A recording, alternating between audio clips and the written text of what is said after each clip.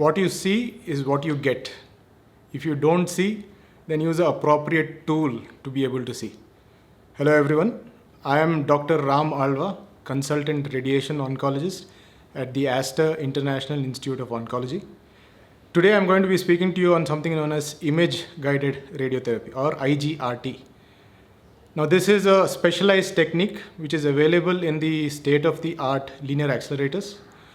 This allows us to visualize or see, like I said, using an appropriate tool to identify if what we had planned for the patient is being delivered in that patient. Now we need to remember two important principles of radiation oncology. One is to give maximum dose to the tumor and minimize the dose to the surrounding structures. And second one is that we should be able to reproduce this treatment on a daily basis over many weeks of treatment. IGRT is a tool with which we will be able to achieve both these important principles together. Now, what are the problems we face on a day-to-day basis while we are treating our patients? The patient might not be in the same position that he or she was on the first day of planning. And second, even if they are in the same position, the tumors tend to move inside the patient, especially while they breathe or when they have bowel or bladder movements, which kind of complicates the treatment. With IGRT, we are able to minimize both these complications and deliver the appropriate treatment to the tumor, as well as minimize the dose to the normal structures. How is it done? It is done when the treatment team takes few images of the patient just before or during therapy. We match these images with the images that we had taken prior to therapy. And if any movements are noticed, we provide the appropriate corrections.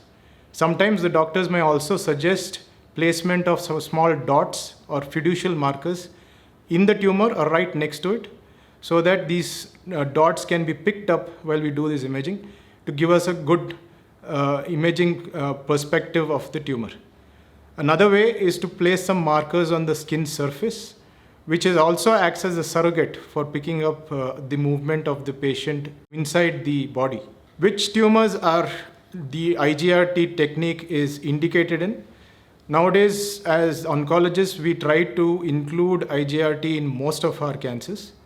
But the more appropriate areas where we can include them is lung cancers, prostate cancers, the upper abdominal hepatobiliary or pancreatic cancers, gynecological cancers, as well as the gastrointestinal cancers, and sometimes even in the brain and spine tumors.